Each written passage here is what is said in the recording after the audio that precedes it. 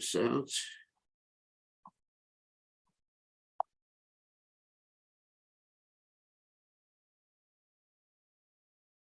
All right, where are we?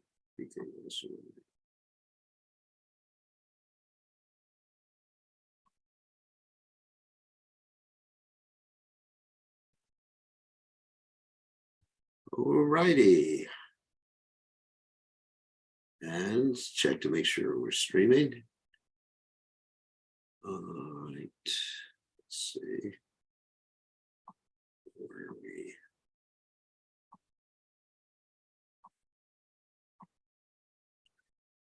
It looks like we are. Yes, we are live. And alive, thank God. Okay, I'll tell you something funny. But first, we have to chant. We don't have to, but we are going to chant. Okay, what should we chant tonight? All right. Let's do Mana Shiksha tonight.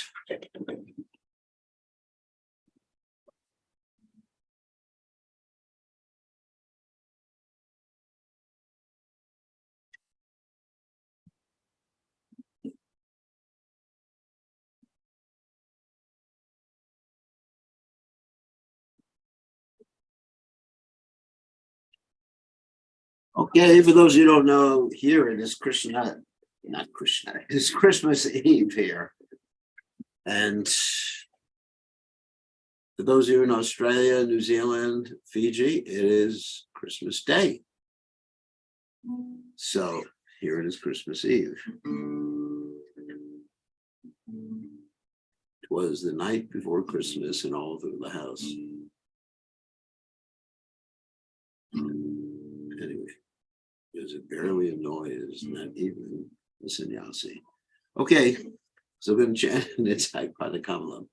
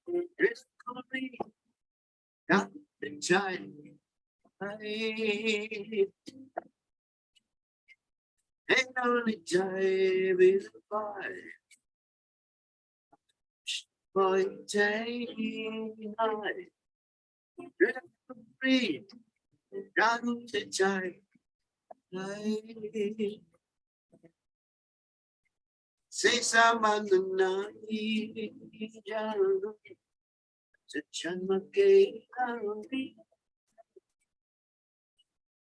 Pachinbar Rajar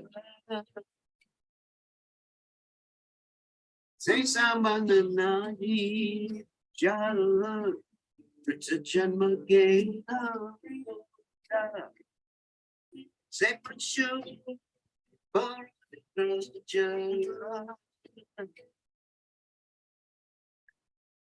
China Bolino, gay. She loves some time too, gay. Bitch, come on, be going, baby. China Bolino, gay. She loves some time too, gay. Bitch, come on. Baby, Angaramatuya, Taibara Personified, at such a Janguri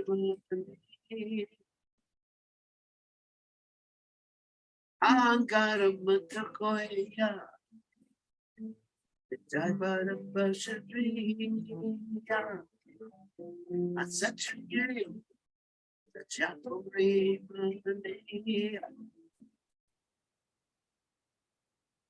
Jaya Karuna Hari Krishna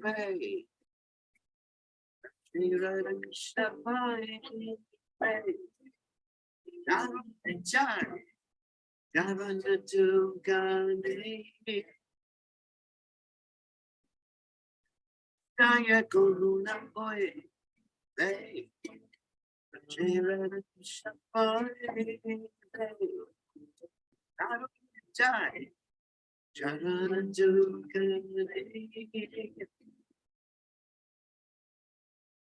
Jaya Juran Satya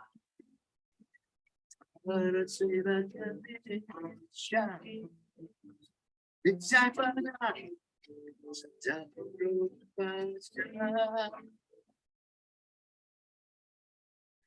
Jaya Juran Satya Parasiva Shai Jaya Guru Matsa Narajamu Taimure Gotsu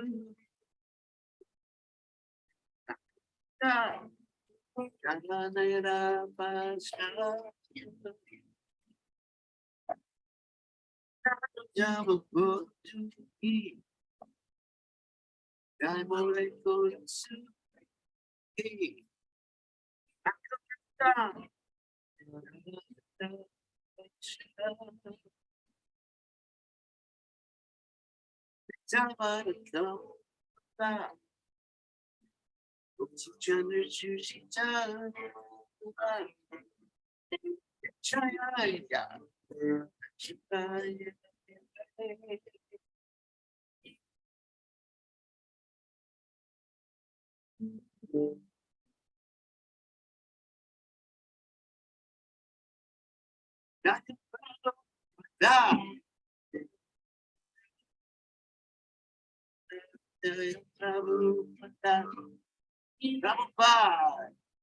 Prabhupada, Prabhupada, Chaco, bro,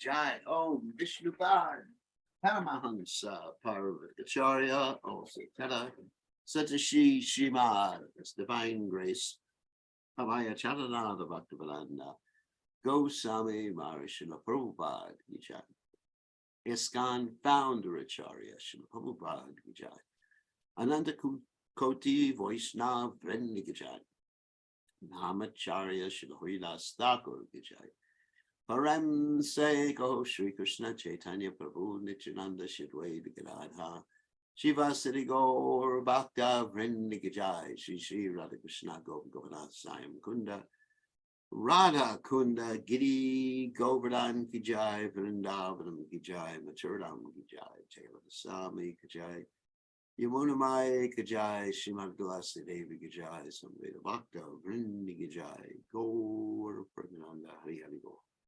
All glories to the assembled devotees, all glories the assembled devotees, all glories the assembled devotees, all glories to Shri Guru and Gauranga, Srila Prabhupada Ki Jai, Nama Om Vishnu Padaya Krishna Prastaya, Bhutale Srimati Bhaktivedanta Swami Namani Namaste Saraswati Devi Gauravani Pachani Nivishesha Shunyavadi Paschatya Satarni.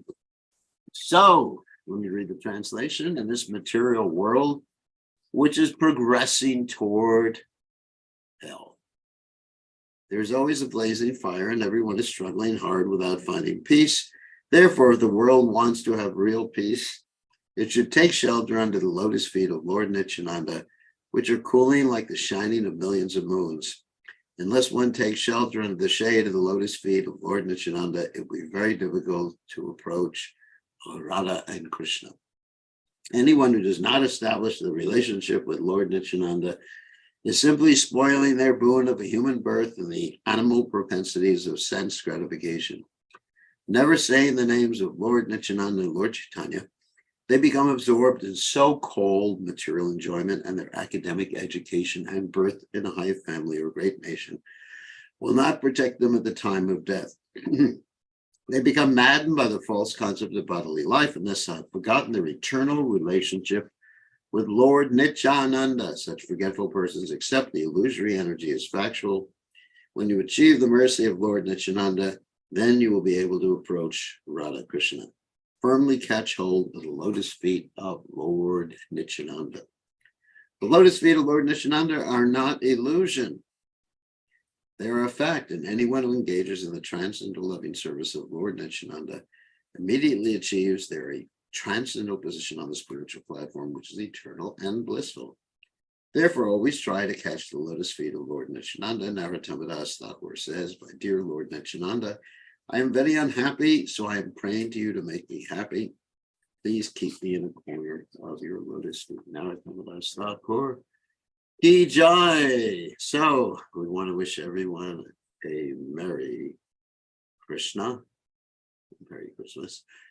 Here it is Christmas Eve, and for some of you, it's already Christmas. So anyway, so Merry Christmas, Merry Krishna, Hare Krishna. As Vaishnavas, we want to see everyone become happy, and it makes us miserable to see other people unhappy. And we understand the only way to make people happy is through the soul, through Krishna consciousness.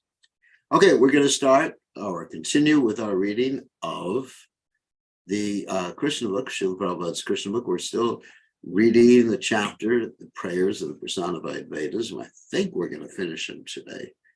So let's continue. Om Ganativananda Shah Gananjana Shlakaya Chakshur and Meditam Yena Tasmai Shri Gurave Namaha.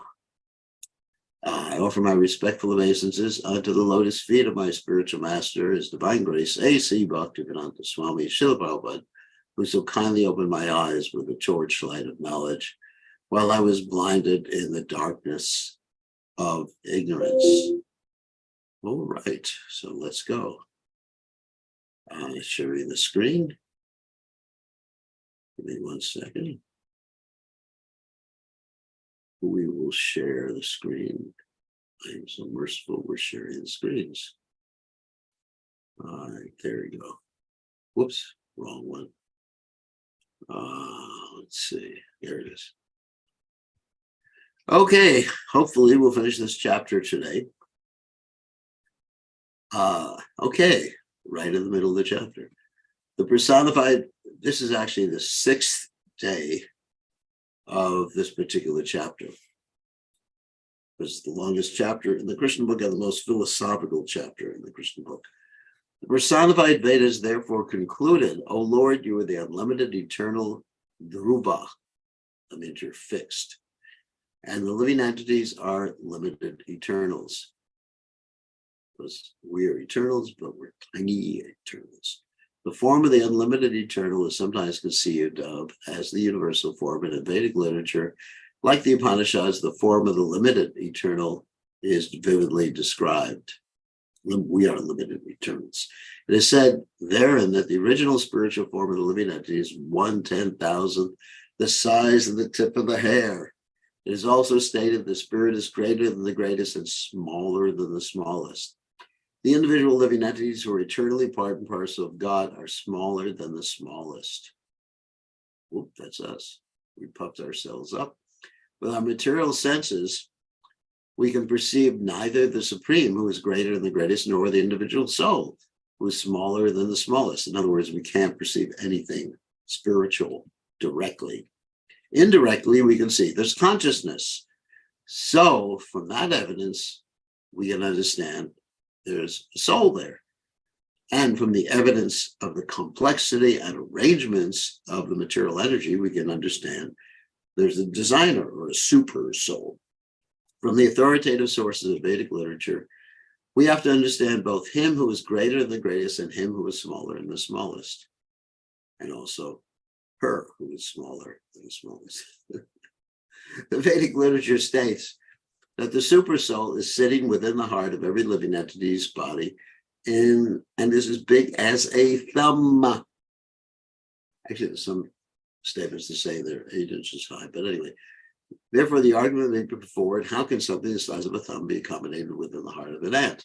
The answer is that this thumb measurement of the supersoul is imagined in proportion to the body of the living entity. In no circumstance, therefore, can the supersoul and the individual living entity be taken as one. Although both of them enter within the material body of the living entity, the supersoul lives within the heart to direct or control the individual living entity. Although both are dhruva or eternal, the living entity is always under the direction of the Supreme. So another way I explain this is, let's say you have the sun in the sky. We do have the sun in the sky. And the sun is reflected on various bodies of water. If you see the reflection on a lake, it's quite big.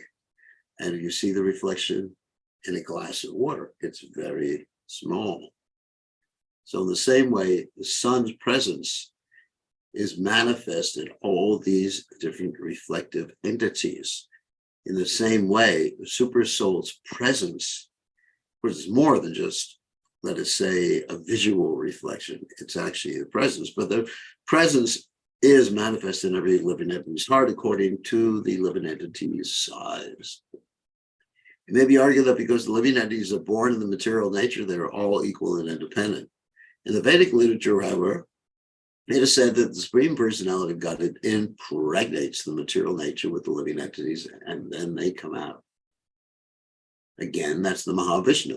Glances at the material energy, that glance is Shambhu. Therefore, the appearance of the individual living entities is not factually due to material nature alone, just as a child produced by a woman is not her independent production. A woman is first impregnated by a man, and then a child is produced. As such, the child produced by the woman is part and parcel of the man and the woman too, actually. Similarly, the living entities are apparently produced by the material nature, but not independently. It is due to the impregnation of the material nature by the Supreme Father that the living entities are present. Therefore, the argument that the individual living entities are not parts and parcel of the Supreme cannot stand. For example, the different parts of the body cannot be taken as equal to their whole. Rather, the whole body is the controller of the different limbs. Similarly, the parts and parcel of the Supreme Whole are always dependent, are always controlled by the source of the parts and parcels. In other words, we're always controlled and dependent upon Krishna. It is confirmed in the Bhagavad Gita that the living entities are parts and parcels of Krishna. Mame Vangsha Jivaloke Jivabhuta Sanatana. Manashakstani Indriyani Prakatishani Karshni. But because we're small, we're struggling with the 6 senses, which include the mind, not the brain, but the mind. No sane man, therefore, will accept the theory that the supersoul and the individual soul are the same category. They are equal in quality, but quantitatively, the supersoul is always the supreme, and the individual soul is always subordinate to the supersoul. That is the conclusion of the Vedas. Let's set something up right here. The significant word used in this connection is yanmaya, or chinmaya. In Sanskrit grammar, the word mayat is used in the sense of transformation and also in the sense of abundance. The Mayavadi philosophers interpret that the word yanmaya or tinmaya indicate that the living entity is always equal to the Supreme. But one has to consider whether this affix, mayat, is used for abundance or for transformation. The living entity never possesses anything exactly in the same proportion as the Supreme Personality of Godhead. Therefore, this mayat affix cannot be used to mean that the individual living entity is quantitatively equal with the Lord. We're qualitatively equal. The individual living entity never has complete knowledge. Otherwise, how could he have come under the control of Maya, or the material energy? In other words, we are ignoramuses. The word abundant can be accepted, therefore, only in proportion to the magnitude of the living entity. The spiritual oneness of the Supreme Lord and the living entities is never to be accepted as homogeneity. Each and every living entity is individual. If homogeneous oneness is accepted, then by the liberation of one individual soul, all their individual souls would have been liberated immediately. That would be nice. But the fact is that every individual soul is differently enjoying and suffering in the material world. Yep, you got to fly your own airplane, as Prabhupada said. Just like you may get instruction in Krishna consciousness, but it's ultimately up to you. I mean, the mercy of Krishna is like the instruction, the guidance, the training, but then you got to do it, buddy. That's right. You're responsible. Don't wait for it to happen. I remember one devotee many, many years ago, he was always waiting for inspiration. And about 90% of the time, he was sleeping when he went on Sankirtan, and then 10% of the time he got a little inspiration. So we don't wait, we make it happen. You know, just like they say, see if I remember this quote exactly. There are those who make things happen. There are those who watch things happen. And there are those who wonder what happened. So we don't want to be one of those who wonder what happened, or wait for things to happen, or watch things happen. We want to make things happen. You can make things happen. You have the power. You are empowered. As mentioned above, the word mayad is used in the sense of transformation. Sometimes it's also used to mean byproduct. The impersonal theory is that Brahman himself has accepted different types of bodies, and that this is his lila or pastime. There are, however, many hundreds and thousands of species of life in different standards of living conditions, such as human beings, demigods, animals, birds, and beasts. And if all of them were plenary expansions of the supreme absolute truth, then there would be no question of liberation, because Brahman would already be liberated. Another interpretation put forward by the Mayavadis is that in every millennium, different types of bodies are manifest. And when the millennium is closed, all the different bodies or expansions of Brahman automatically become one, ending all different manifestations. What a stupid philosophy. Then in the next millennium, according to this theory, Brahman again expands in different bodily forms. But if we accept this theory, then Brahman becomes subject to change. Brahman cannot change by definition. It's called parinam. Brahman cannot change, and Brahman cannot be an illusion. But this cannot be accepted. From the Vedanta Sutra, we understand that Brahman is by nature joyful. He cannot therefore change himself into a body which is subject to so many painful conditions. Like, if you had a spiritual body, would you want to take one of these painful material bodies that get old and get sick? And you, my God, have to sleep so much and have to eat so much, and then whatever you eat gets transformed into so many abominable substances. Actually, the living entities are infinitesimal parts and parcels of Brahman. And as such, they are prone to be covered by the illusory energy. As explained before, the particles of Brahman are like sparks blissfully dancing within a fire. Wow, I'd like to do that. But there's a chance that they're falling from the fire to smoke, although smoke is another condition of fire. This material world is just like smoke, and the spiritual world is like a blazing fire. That's interesting. We also mentioned yesterday, sometimes the material world is compared to a blazing fire, and the spiritual master's mercy is compared to the water that extinguishes it. And here we have the spiritual world compared to a blazing fire. And it's the spiritual master's mercy that puts you in the blazing fire, fire of Krishna consciousness. I mean, we find devotees talk about that all the time. The innumerable living entities are prone to fall down to the material world from the spiritual world when influenced by the illusory energy. Wow. Are prone to fall down to the material world from the spiritual world when influenced by the illusory energy. And it's also possible for the living entity to be liberated again when, by cultivation of real knowledge, he becomes completely free from the contamination of the material world. That would be great. The theory of the asuras, it means demons, is that the living entities are born of material nature or prakriti in touch with the purusha. This theory also cannot be accepted.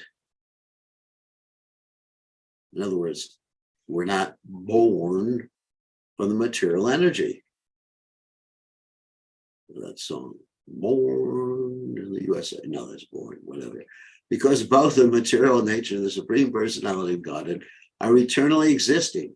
Neither the material nature nor the Supreme Personality of Godhead can be born, nor the living entity. The Supreme Lord is known as Aja, or unborn. Similarly, the material nature is called Aja. Both of these terms, Aja and Aja, mean unborn. Actually, there's another term, I think, where you have the long A in the beginning, Aja. That can mean like a goat. Because both the material nature and the Supreme Lord are unborn, it is not possible that they can beget the living entities. But it is accepted in the Vedic literature that as water in contact with air sometimes presents innumerable bubbles, so a combination of the material nature and the Supreme Person causes the appearance of the living entities within this material world. As bubbles rear the bubbles. As bubbles in the water appear in different shapes, the living entity also appears in the material world in different shapes and conditions, influenced by the modes of material nature. We're controlled by the modes. Therefore, it is not improper to conclude that the living entities appearing within this material world in different shapes, such as human beings, demigods, animals, birds, and beasts, all get their respective bodies due to different desires. And then, as we mentioned yesterday, you ordered that body. No one can say when such desires were awakened in them, and therefore it is said, Anadi Karma, the cause of such material existence is untraceable. That's really an important point. Anadi Karma Pale. Pale means like the fruit. So no one can trace out how we came to the material world. No one knows where material life began, but it is a fact that it does have a point of beginning because originally every living entity is a spiritual spark. As the sparks falling into the ground from a fire has a beginning, so a living entity is coming to the material world has a beginning, but no one can say when. Even though during the time of dissolution, all the conditions of living entities remain merged within the spiritual existence of the Lord. As if in deep sleep, their original desires, the lorded over the material nature, do not subside. In other words, when you go to sleep, your desires and nonsense is still there. But when you wake up, you remember it. Hey, I remember my nonsense. Again, when there's the cosmic manifestation, also if one's in a lot of pain, when one sleeps, is able to sleep in spite of the pain, one forgets the pain. Again, when there's cosmic manifestation, they come out to fulfill the same desires, and therefore they appear in different species of life. In other words, even when you die, you're going to have the same desires in your next life, Prabhu. And life after that, until you work on those desires and realize that you should desire to love Krishna. The living entities merged into the Supreme at the time of dissolution are compared to honey. That's an interesting example. In the honeycomb, the different tastes of different flowers are conserved. When one drinks honey, one cannot distinguish what sort of honey has been collected from what sort of flower, but the palatable taste of the honey presupposes that the honey is not homogeneous, but is a combination of different tastes. Actually, I guess an expert could actually determine it, but most people can't. Another example is that although different rivers ultimately mix with the water of the sea, this does not mean that the individual identities of the rivers are thereby lost. Although the water of the Ganges and the water of the Yamuna mix with the water of the sea, the river Ganges and the river Yamuna still continue to exist independently. In other words, before they merge upstream, And also, when they do merge, the particles of water don't merge into each other, they just mix. The merging of different living entities into Brahman at the time of dissolution involves the dissolution of different types of bodies, but the living entities, along with their different tastes, remain individually submerged in Brahman until another manifestation in the material world. In fact, they form the Brahma's Yoti, at least those who got liberated. As the salty taste of seawater and the sweet taste of Ganges water are different, and this difference continuously exists, so the difference between the Supreme Lord and the living entities continuously exists, even though at the time of dissolution they appear to merge. The conclusion is, therefore, that even when the living entities become free from all contamination of material conditions and merge into the spiritual kingdom, their individual tastes and relationship with the Supreme Lord continue to exist. That's really interesting. When we go to the spiritual kingdom, there's two ways to understand that. If we merge in Brahman, our individual tastes remain, individual contamination. And if we go, and then we fall down again. And if we go to Krishna, then whatever individual taste we had inherently in the soul will again manifest itself. It's eternal. We don't lose it. We just forget it. Personified Vedas continue. Dear Lord, it is therefore our conclusion that all conditioned souls, conditioned living entities, are attracted by material energy, and that is only due to their mistaken identifying themselves as products of material nature, that they are transmigrating from one kind of body to another in forgetfulness of their eternal relationship with you. Because of ignorance, these living entities that misidentify themselves in different species of life, and especially when elevated to the human form of life, they identify with a particular class of men or a particular nation or race or so-called religion, forgetting their real identity as eternal servants of your lordship. That's actually called an upadi. Upadi means a designation, temporary designation. So we have to give up those temporary designations and understand that our real designation is eternal servant of Krishna. Sarvapadi Vinayam Bhaktam Tat Puratvaina Nirmalam Rishikena Rishikesha Sevanam Bhakti Uchate. Due to this faulty conception of life, they're undergoing repeated birth and death. And of many millions of them, if one becomes intelligent enough by associating with pure devotees, he comes to the understanding of Krishna consciousness and comes out of the jurisdiction of material conception. Please let it happen to us. In the Chaitanya Charitamrita, it is confirmed by Lord Chaitanya that the living entities are wandering within this universe in different species of life. But if one of them becomes intelligent enough by the mercy of the spiritual master and the Supreme Personality of Godhead Krishna, then he begins his devotional life in Krishna consciousness. It is said, Harim Binana Mritim Taranti. Without the help of the Supreme Personality of Godhead, one cannot get out of the clutches of repeated birth and death. In other words, only the Supreme Lord, the Personality of Godhead, can relieve the conditioned souls from the cycle of repeated birth and death. You can't do it on your own effort. You need the mercy, but you need to accept the mercy. You need to do something. That's waiting for the mercy to strike like a lightning bolt. It ain't gonna happen, buddy. You got the mercy, you got to accept it, listen to it, imbibe it, and follow it. It's a struggle, but you got to do it. Personified Vedas continued. The influence of time, past, present, and future on the material miseries such as excessive heat, excessive cold, which is really cold today. I mean, Fahrenheit here was like 7 degrees this morning, which is way below 0 centigrade. It was cold. Birth, death, old age, and disease are all simply the movements of your eyebrows. Everything's working under your direction. It is said in the Bhagavad Gita that all material activity is going on under the direction of the Supreme Personality of Godhead Krishna. The Vedas continued, all the conditions of material existence are opposing elements for persons who are not surrendered unto you. But for those who are surrendered souls who are in full Krishna consciousness, these things cannot be a source of fear. When Lord Nrsimhadev appeared, Maharaj was never afraid of him, whereas his atheistic father was immediately faced with death personified and he was killed.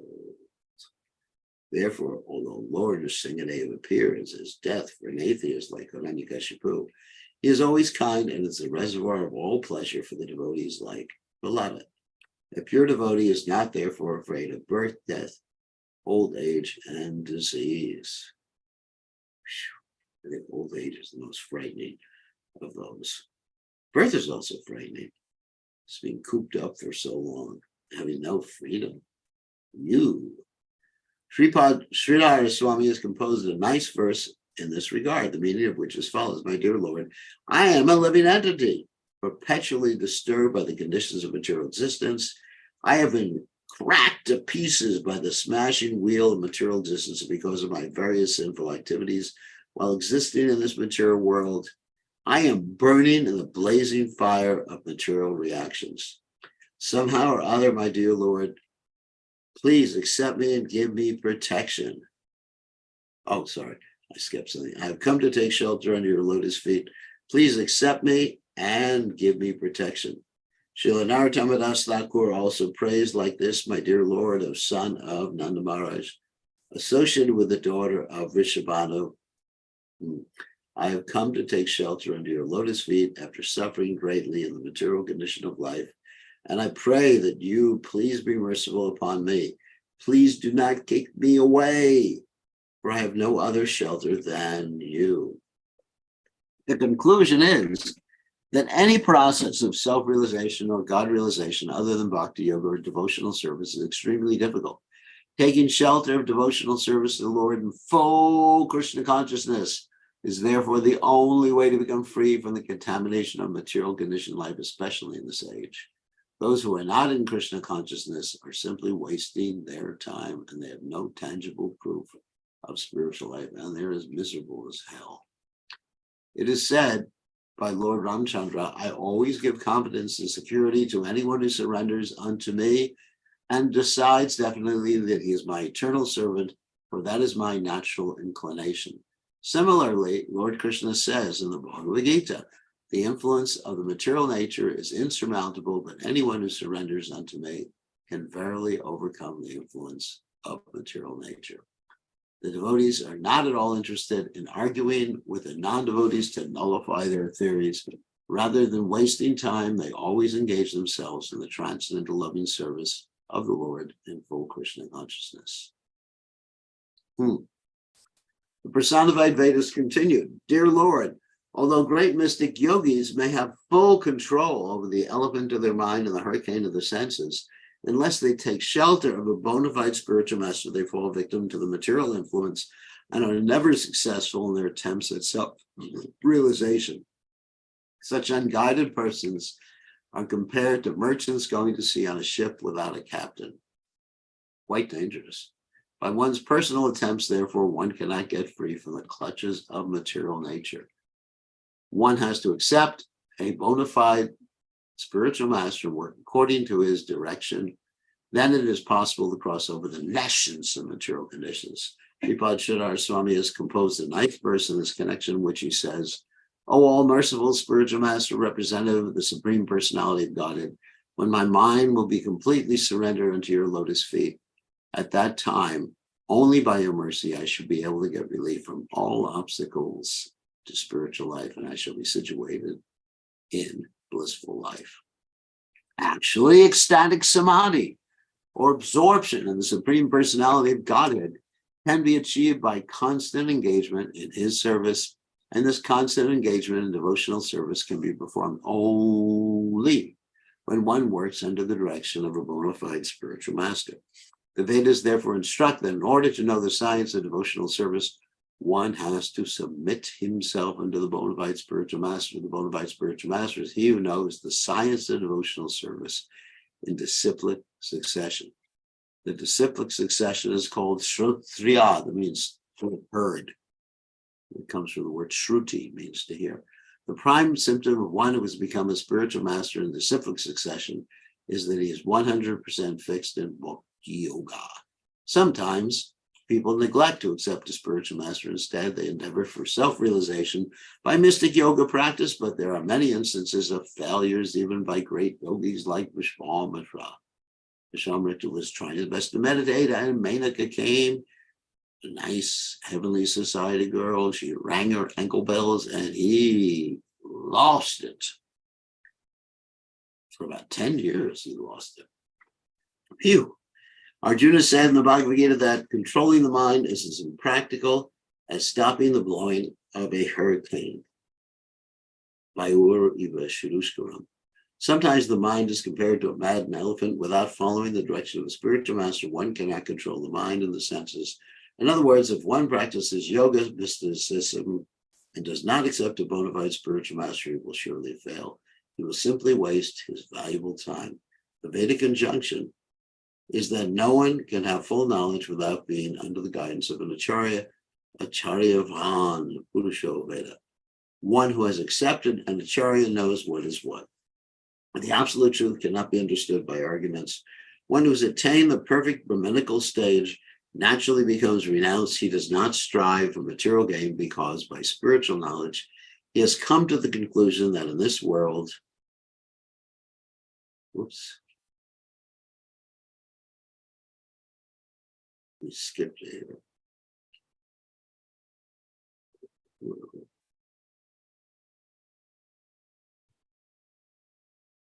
Oh, here we go. In this world, there's no insufficiency. Everything is sufficiently provided by the Supreme Personality of Godhead. A real Brahmin, therefore, does not endeavor for material perfection. Rather, he approaches the bona fide spiritual master and accepts orders from him. A spiritual master's qualification is that he's Brahma Nishta, means fixed, steady in Brahman activities, which means that he's given up all other activities and dedicated his life to working only for the Supreme Personality of Godhead, Krishna.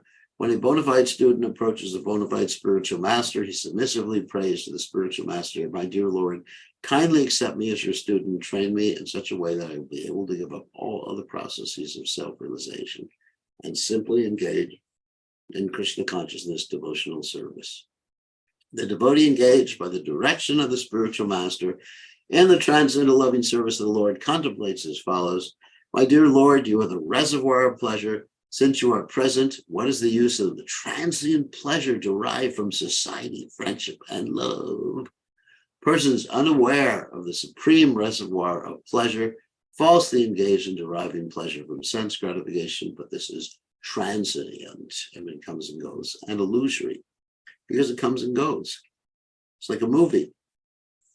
In this connection, Vidyapati, a great Vaishnava devotee and poet, says, "My dear Lord, undoubtedly there is some pleasure in the midst of society, friendship, and love, although it is materially conceived, but such pleasure cannot satisfy my heart, which is like a desert. In a desert, there is need of an ocean of water, but if only a drop of water is poured in the desert, what is the value of such water? Similarly, our material hearts are full of multi-desires, which cannot be fulfilled by materialistic society, friendship, and love." Tell me about it. When our hearts begin to derive pleasure from the supreme reservoir of pleasure, then we can be satisfied. That transcendental satisfaction is possible only in devotional service in full Krishna consciousness. The personified Vedas continued, "My dear Lord, you are Satchidananda Vigraha." Brahma-samhita 5.1. The ever blissful form of knowledge, because the living entities are parts and parcel of your personality, their natural state of existence is to be fully conscious of you. In this material world, anyone who has developed such Krishna consciousness is no longer interested in the materialistic way of life. A Krishna conscious being becomes uninterested in family life, where there is some concession for sense enjoyment. In other words, he is no longer interested in sense gratification. In other words, he may be married, that's all right, but he's approaching that as service for Krishna, not goody-goody, I get to enjoy my senses. The perfection of human life is based on knowledge and renunciation, but it's very difficult to attempt to reach the stage of knowledge and renunciation while in family life, that is material family life. Otherwise, Krishna conscious family life is helpful because it keeps one steady and stable in Krishna consciousness. Krishna conscious persons therefore take shelter of the association of devotees or sanctified places of pilgrimage. Such persons are aware of the relationship between the supersoul and the individual entities, and they are never in the bodily concept of life. because they always carry you in full consciousness within their hearts. They are so purified that any place they go becomes a holy place of pilgrimage, and the water which washes their feet is able to deliver many sinful persons loitering within this material world. That's literally, if we have the water that washes the feet of a great pure devotee, that water is sufficient to purify us if we accept it with our hearts and just our body. When Prahlad Maharaj was asked by his atheistic father, that's Hiranyakashipu, to describe something very good for which he had learned, he replied to his father, for a materialistic person who is always full of anxieties due to be engaged in a temporary and relative truth, the best course is to give up the blind well of family life and go to the forest and take shelter of the Supreme Lord. Of course, that made Hiranyakashipu extremamente angry. Those who are actually pure devotees are celebrated as Mahatmas or great sages, personalities, perfect in knowledge. Thus, they always think of the Supreme Lord and his lotus feet, and they automatically become liberated. Devotees who are always situated in that position become electrified by the inconceivable potencies of the Lord, and thus they themselves become the source of liberation for their followers and devotees. A Krishna conscious person is fully electrified spiritually. And therefore, anyone who touches or takes shelter of such a pure devotee becomes similarly electrified with spiritual potencies.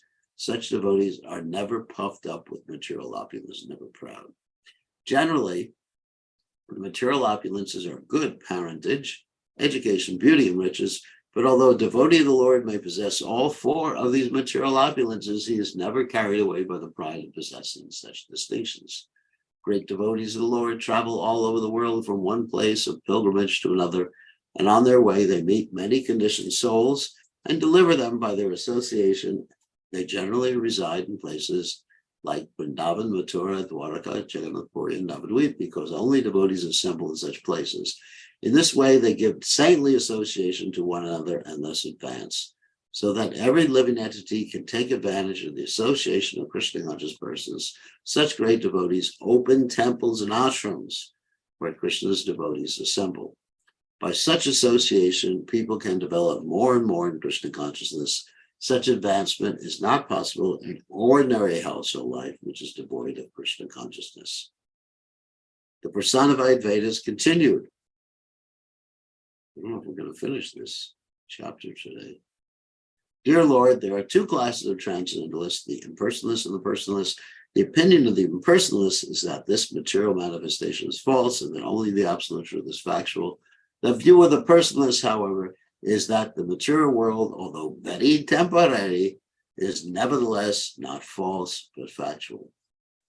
Such transcendentalists have different arguments to establish the validity of their philosophies. Factually, the material world is simultaneously both truth and untruth. It is truth. This is a very important explanation, because everything is an expansion of the supreme absolute truth, and is untruth because the existence of the material world is temporary. It is created and it is annihilated. We're taking all these things, all these relationships, all these possessions, all these accomplishments as being substantial. They are not true. Here today, gone tomorrow. Because of its different conditions of existence, the cosmic manifestation has no fixed position. Those who advocate acceptance of this material world as false are generally known by the maxim Brahma Satyam Jagat Mithya, which means Brahman is truth, the material world is false. They put forward the argument that everything in the material world is prepared from matter. For example, there are many things made of clay, such as earthen pots, dishes, and bowls. After their annihilation, these things may be transformed into many other material objects, but in all cases, their existence as clay continues. An earthen water jug, after being broken, may be transformed into a bowl or dish. But either as a dish, bowl, or a water jug, the earth itself continues to exist. Therefore, the forms of water jug, bowl, or dish are false, but their existence as earth is real. This is the impersonalist version. The cosmic, in other words, we say these forms are real but temporary. This cosmic manifestation is certainly produced by the absolute truth, but because its existence is temporary, it is false. The impersonalist understanding is that the absolute truth, which is always present, is the only truth. In the opinion of other transcendentalists, however, this mature world being produced of the absolute truth is also true. That's our opinion. The impersonalists argued this is fallacious because it's sometimes found that matter is produced from spirit soul, and sometimes the spirit soul is produced from matter. Such philosophers push forward the argument that although cow dung is dead matter, sometimes it is found that scorpions come out of cow dung, and which isn't true. Scorpions may lay their eggs in cow dung, so life gives birth to life. Similarly, dead matter like nails and hair come out of the living body. Therefore, things produced of certain things are not always of the same quality as that thing. On the strength of this argument, Mayavadi philosophers try to establish that although this cosmic manifestation is certainly an emanation from the absolute truth, the cosmic manifestation does not necessarily have truth in it. According to this view, the absolute truth, Brahman, should therefore be accepted as truth, whereas the cosmic manifestation, although a product of the absolute truth, can not be taken as truth. It actually exists. It's true in that sense, but it's temporary. That's all. But what's not true is your conception that it will continue to exist, your relationships will continue to exist, your attainments in this world will continue to exist. That is the untruth. Your view of the material energy. Not the material energy is untrue. All right, so I guess we will stop here and we will take questions. All right, let me let you unmute yourselves. A lot of philosophy. I mean, we'll be finished with this chapter soon, maybe. It's kind of a long time. So hopefully we'll be finished soon with this chapter. And we'll finish the Krishna book. And as far as what we're going to do after Krishna book, I was thinking about that today. We may, what I'm thinking of is doing the final book of Srila Prabhupada's final major book that Srila Prabhupada has done. The other small books are just excerpts, or summary studies of the big books. So we'll probably do Isopanishad, and then maybe after that we finish all of Prabhupada's major books. We may go to Jaiva Dharma, which would be very exciting. Bhaktivinoda Thakur's book, after we finish all of Prabhupada's major books. Okay, so who has a question, a comment, argument, problem, complaint? Now is your opportunity. I have not a complaint, but a question regarding that. I heard Vaishnavi Diksha Guru, the idea has been postponed or something. The idea is not postponed. The implementation has been postponed. The idea is true because in our history, there have been many Vaishnavis who have given initiation. But because certain people in certain areas of the world that should remain nameless cannot understand that for one reason or other, and I'm not going to criticize anybody. They cannot understand that, and anyway, I'm not going to call anyone a male chauvinist, but they just don't understand it. So we want to get buy-in from everybody, and we don't want people to rebel against the Krishna consciousness movement. You know, sometimes you have to make some unfortunately political decisions, even though you may be right philosophically. Right? So it's nice. But the idea is real. And actually there is one devotee who's already, one lady, Vaishnavi, already gave some initiations. Her name is Naraini. She's a very wonderful devotee. She has the whole Bhagavatam memorized. She's a genius, extremely advanced devotee. She has two disciples in Australia, yes. Yes, I know. I was the one who organized it all. I know. Okay, so anyway, so who else has a question or a comment?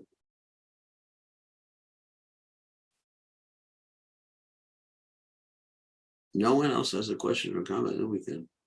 And it's Christmas Eve, you know, I guess everybody has Christmas parties to go to. or they have Christmas Day parties to go to with their friends. Tulsi, you have a Christmas party to go to. So, you said giving the water that will wash the lotus feet of the guru, the pure devotee. Yeah.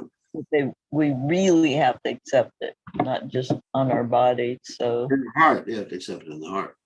could you can elaborate on that a little bit, please? Yeah. Krishna says, in the Gita that if someone doesn't have faith and performs any sort of ceremony or whatever without faith, then the result is not permanent. So all sorts of ceremonies, including accepting the dust and the water, have to be done with devotion. Bhakjamam abhijanati yavanyas chasmi tatvataha. Only by devotion can you know Krishna. I mean, there's no magic bullet. There's no, let's say, magic. We have a magic mantra, but it's not like, witches who have some like, not mantras, incantations or spells. You have to really have your heart in it. It's not that, we should just get all the water to bathe Prabhupada's feet and then put it into the reservoir of water or the water supply. And then everybody's drinking the water and everybody in the whole city is becoming Krishna conscious. If it was actually so automatic like that, then we'd find some nice pure devotees and we stick their feet in the reservoir where all the water comes from. And then, yeah, or you can go swimming in it. Yeah, sometimes you're not allowed to swim in reservoirs, but we go sneak into the reservoir of water where all the water comes from, and then put some of the water or stick his feet into the water, and then you get the whole country becoming Krishna conscious, or into the water supply. It's like here in Hillsborough, we have a water department where all the water comes from. So if I actually thought that all you had to do, I would find a great pure devotee, not me, of course, and I would somehow or other stick his feet in the water supply for Hillsborough, and then we'd have a whole city here. Then we'd have a whole city that was, Krishna conscious. I've taken Prabhupada's water on the head and all sorts of things like that, and I still have to do the work. I mean, Prabhupada's remnants, I still have to do the work. It's not, you don't get a free ride. It's just not like, it's like taking LSD, that somehow or other you see the truth by taking LSD. Actually, that's what the hippies used to do. That sometimes they would take LSD and put it into the water supply of a city so that everybody in the city would actually have an LSD trip and get so-called realization. But what happened is that, unfortunately, the chemicals that they use to purify the water, particularly the fluorine and some of the other chemicals, they actually neutralize LSD. So it didn't work. But I remember one time, one festival, I wasn't there, where the devotees were taking some drink. There was some drink that was passed out at Rath Yatra, and the people had spiked or put LSD into the drink, and some of the devotees actually took intoxication by accident. I mean, it wasn't breaking the principles. They took intoxication by accident, and anyway, they had an interesting trip. They weren't any more Krishna conscious, but they had an interesting trip. So there's no free rides. One does it, but one has to have faith. It's chanting the name. Yes, you can be Krishna conscious by chanting Krishna name purely. Don't want to chant offensively. Or you could chant Namavas, but chanting purely is what gives you pure devotional service. Anyway, we have to end now because we have a little Christmas Eve party we got to go to with the devotees. There's no liquor or anything like that. Don't worry. I have to make a cameo appearance. For those of you who don't know what a cameo appearance is, like you have some sort of star Yeah, I guess I'm a star here. So I have to make a cameo appearance at our Christmas Eve party and wish everybody a happy Krishna. Okay, on that happy note, we'll see you. Yeah, I do my own stunts. So we'll have Merry Christmas and whatever. And we'll see everybody tomorrow. And maybe tomorrow we'll finish this chapter. That would be pretty ecstatic. All glories to Srila Prabhupada, Srila Prabhupada ki jai.